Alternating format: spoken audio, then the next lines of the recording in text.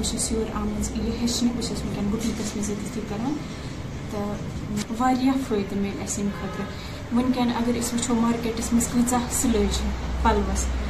तो अम खतर पत गुन टेलरस नश कूता टाइम लगान पत तमिस ईचा सिलाई दित तमिस कूता टाइम प्रारुन वारिया ज़्यादा टाइम लगान तो अम खतर पाने हेचान सह टाइम दिवान बचत बे मनी अस बनान पानस खतर अस पानस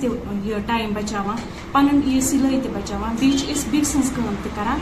तथ रोपये दह बनान सह पानस लगान बे गर बिहित मार्केट नेरुन गर बिहित बनान यह फायदे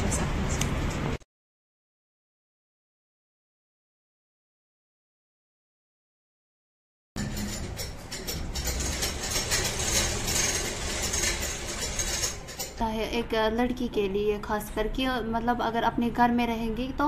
बहुत अच्छे से अपना कमा सकती है। और अगर ये चाहेगी भी अपने साथ हम ये कुछ भी बच्चों और ले सकते हैं, अपना बुटीक हम आगे हम खोल सकते हैं, तो ये हम अपने साथ साथ दूसरों को भी रोज़गार दे सकते हैं। तो बहुत अच्छा मतलब हो जाएगा हमारे मुस्तकबिल के लिए।